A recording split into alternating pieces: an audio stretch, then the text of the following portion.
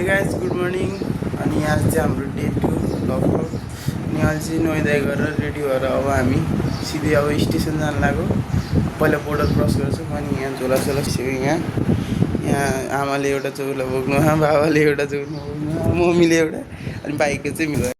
So guys होटलबाट चाहिँ checkout गरिसक्यौँ, बाहिर आयौँ। अब ई रिक्सामा चाहिँ अहिले टाँगा खोजिरहेको कि टाँगामा जानुपर्छ, किन भन्दा ई रिक्साले त्यहाँ पुल आउँछ, एउटा पुलसम्म जान अलाउड छ ई रिक्साले चाहिँ, तर त्यो टाँगालाई चाहिँ स्टेसनसम्मै पुऱ्याइदिन्छ। त्यही भएर त्यो टाँगा खोजेर जानु अब।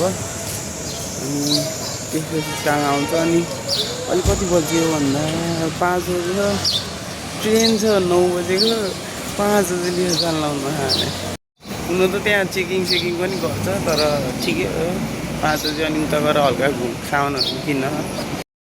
गाइस हामी चाहिँ टाँगामा चढिसक्यौँ, फतक गर्दै निकाय। यहाँ मैले उल्टोतिर बसेको, त्यही भएर टाँगा चाहिँ देखाउन मिलेन है गाइस। एकछिन गाइस सँगै टाँगा फतक गर्दै हिँड्नु। Guys gateway of Nepal. Guys हामी स्टेसन बाहिर पुगिसक्यौँ, अब स्टेसनभित्र जाँदैछौँ। ठ्याक्कै 1 घन्टा जति लाग्यो टाँगामा आउनु त, एकदम टाइम लाउँछ। तर ठ्याक्कै स्टेसनमा गएपछि यहाँ कन्स्ट्रक्सनको काम चलिरहेको रहेछ, पुरै कन्स्ट्रक्सन चलिरहेको रहेछ। भित्र गएर भेट्छ। गाइस हाम्रो ट्रेन आइरह बिस्तारै। यो त स्लिपरवाला रहेछ, यो नि स्लिपरवाला हो। अब हाम्रो चाहिँ एसीवाला हो, पछाडितिर आउँदै होला। गाइस झ्याउ लागिसक्यो। अनि अब त्यो सो हेरिरहेको थिएँ, त्यो सो पनि सकिसक्यो। अब यत्तिकै बसिरहेको, ट्रेन अगाडि नै छ।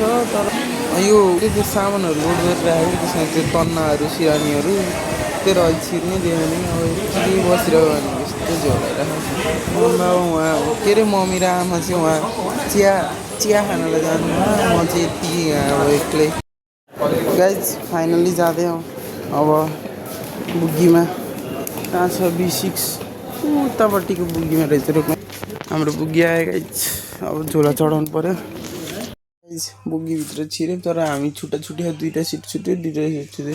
एउटा त यो ठ्याक्कै ढोकाको साइडमा, यो एउटा अर्को कुन हो, अर्को के यहाँको एउटा तलमाथिको रहेछ यो 2टा। अनि एउटा चाहिँ उताको नाममा फेरि यत्रो ग्याप भयो।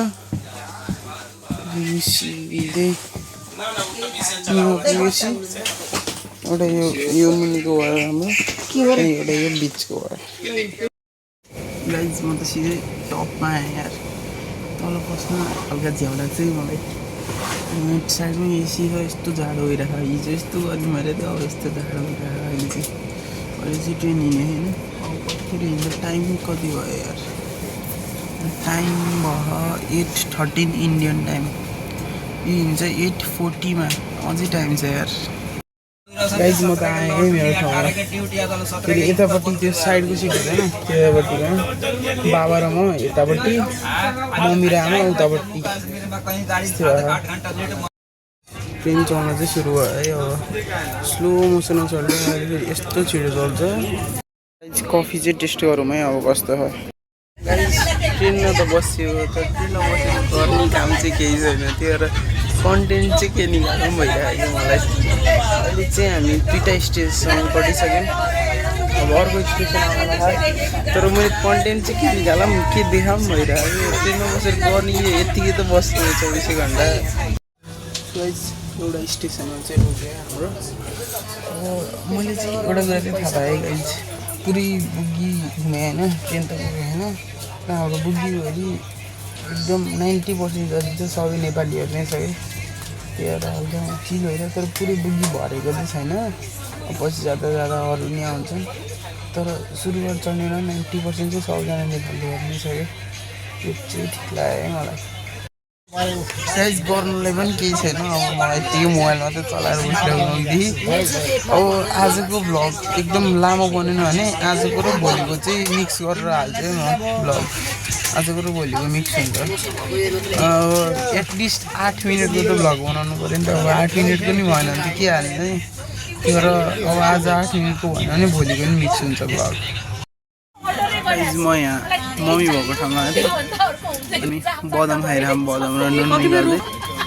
अनि यहाँ कहाँ पुग्यो भन्दाखेरि यो 6th कि 7th स्टेसन हो नरखटियागञ्ज भन्ने अब कति घन्टा भयो यार हामी हिँडेको 11 बजी क्या हामी हिँडेको 8:40 भनौँ न 9 10 11 2 घन्टा भयो हामी बसेको गाइज हामी यहाँबाट सुरु गरेको थियौँ हामीलाई जानु छ यत्रो यत्रो यत्रो यत्रो यत्रो यत्रो यत्रो यत्रो यत्रो यत्रो यत्रो यत्रो यत्रो यत्रो यत्रो यत्रो यत्रो कति लामो हो यहाँ लास्ट स्टपमा यहाँ पुग्नु यत्रो स्टेसन छ अहिले हामी कहाँ पुग्यौँ भन्दाखेरि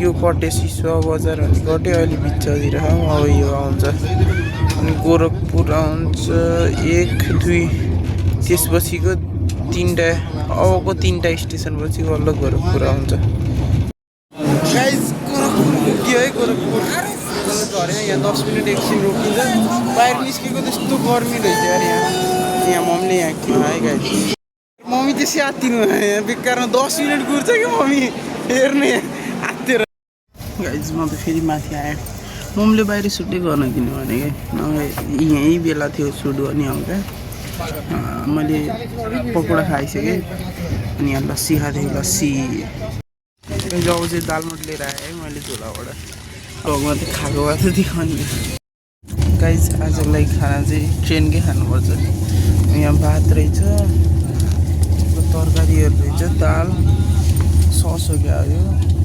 पनिरको तरकारी अनि रोटी दियो कतिवटा खाएको नि गाइज के रहेछ भन्दा भात भइहाल्यो आलु र मटरको तरकारी दाल यो चटनी पनिरको तरकारी अनि भात भयो अनि 3टा रोटी रहेछ आजको लागि यति नै कम खानु पऱ्यो नि त यहाँ चाहिँ अब 9:28 भयो टाइम म माथि आऊ कि तेरो उठेर बनाउनु मिल्दैन तेरो सुतेर बनाएको भ्लग अनि अब आजको भ्लग चाहिँ यहीँ एन्ड गरौँ है खानासाना खाइसकेँ ठिकै थियो त्यस्तो राम्रो थिएन त्यो होइन अनि अब भोलि हाम्रो ट्रेन त्यही 9 बजीतिर पुग्छ दिल्ली अनि त्यसपछि चाहिँ बल्ल हल्का ब्लग इन्ट्रेस्टिङ हुन्छ तर आजको चाहिँ एकदम बोरिङ लाग्यो होला हजुरहरूलाई त्यही पनि एकदम अब लाइक साइक गरिदिनु होला कमेन्ट मिठो मिठोहरूको अनि च्यानललाई सब्सक्राइब चाहिँ गर्नु नबिर्सनु होला है त